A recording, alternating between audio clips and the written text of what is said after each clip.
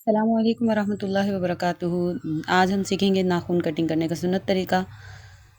तो इस तरह हम दुआ में हाथ उठाते हैं, इस तरह उठाएंगे और हम शहादत की उंगली से शुरू करेंगे और सीधे हाथ की अंगूठे पर ही ख़त्म करेंगे।